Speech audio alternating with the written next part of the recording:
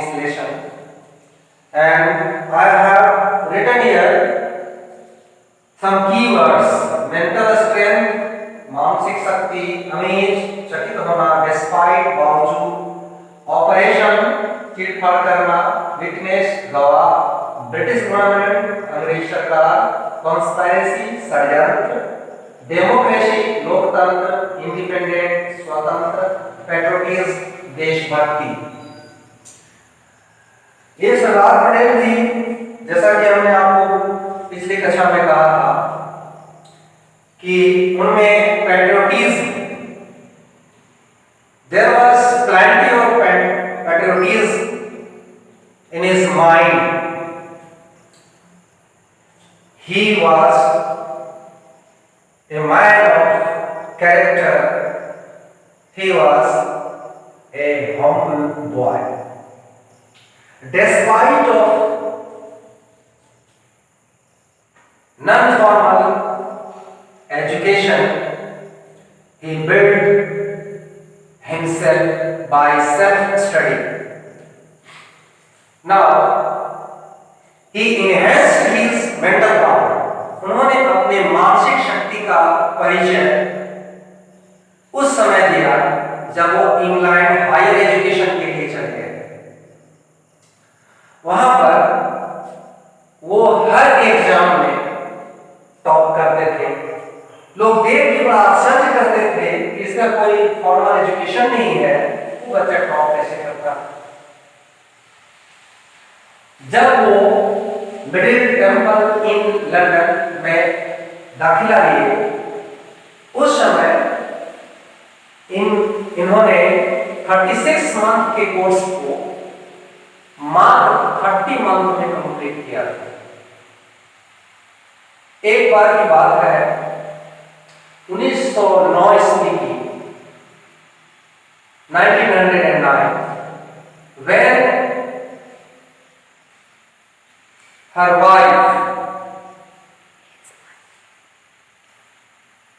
fell ill. She was a victim of cancer and she was admitted in Mumbai hospital. At that time, Sardar Patel, उस समय Sardar Patel was cross examination a witness in a court. एक गवाही का वो जांच पड़ताल कर रहे थे।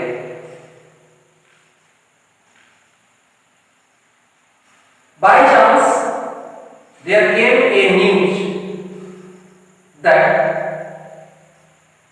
the wife of Sardar Patel has gone from this world, अर्थात वो जा चुकी थी, कैंसर से वो जीत नहीं सकती, वो डेथ कर गई थी। उसका इंफॉर्मेशन उसी पीरियड में आ गया था रिटर्न। उन्होंने सरदार पटेल ने read that letter, that note and kept it in his pocket. उन्होंने उस कागज को, जान गया कि मेरी पत्नी अभी संसार में नहीं रही, उसके बाद उन्होंने उस कागज को अपने पॉकेट में रख लिया और क्रॉस एग्जामिन करते रहे।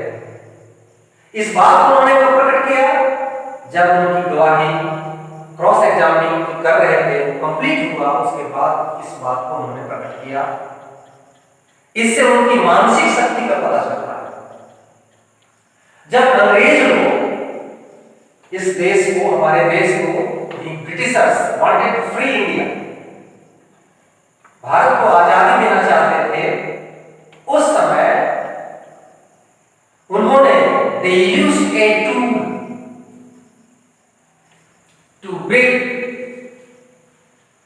the citizens of this country, the kings of this country, which wanted to independent.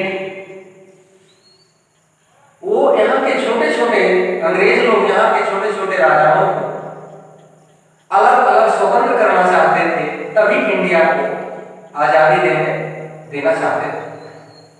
इन्होंने Sardar Patel hand out the conspiracy of the Britishers. उन्होंने अंग्रेजों की इच्छाओं को समझ गया और उनको जब ये जिम्मा दिया गया कि कि देशी राज्य हैं, इंडिपेंडेंट है, थिंग्स हैं, उनको एक करना है, तब उन्होंने एक new policy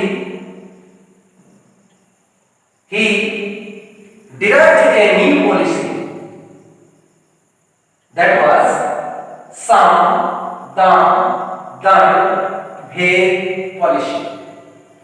Here Sam means to conversation, संवाद करना, बातचीत करके समस्या का समाधान करना, पूछना, बताना, that is Sam. दाम, अगर कुछ पैसा लेके अगर कोई मिलना चाहे इंडिया में, उस वक्त जो छोटे छोटे राजा थे उनको दाम का प्रलोभन उन्होंने दिया, और जो नहीं मिलना चाहते थे उनको दंड देना चाहा। और कुछ ऐसे लोग थे जिनके भेद को, गुप्त बातों को जानकर, सीक्रेट्स मैटर को जानकर उनको इंडिया में शामिल किया था। उनका विश्वास था कि अगर फोर्स पावर से हम अपने गोल को अचीव नहीं कर सकते हैं, we can not achieve our goal without force, then we should leave that force. अगर हम उस फोर्स से किसी समस्या का समाधान नहीं कर सकते हैं तो हमें उस फोर्स का इस्तेमाल नहीं करना चाहिए, उसको बिल्कुल त्याग देना चाहिए। इस नीति का उन्होंने अनुसरण किया और 500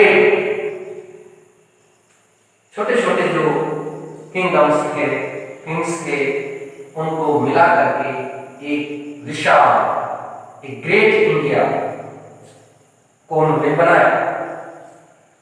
आज हम नेशनल यूनिटी डे जो मनाते हैं 31 अक्टूबर को, वो सरदार पटेल जी के नाम से ही, उनके डेट ऑफ बर्थ से ही हम उसको मनाते हैं।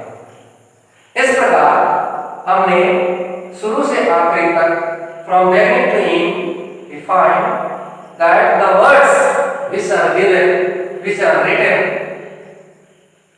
for Sardar Vallabhbhai Patel is not sufficient because he was a great man. वो एक मानव नहीं, एक महामानव थे, और उनके बारे में जितनी बातें लिखी गई हैं पुस्तक में, पाठ में, वो उनके पूर्ण व्यक्तित्व को प्रकट नहीं कर पाती हैं।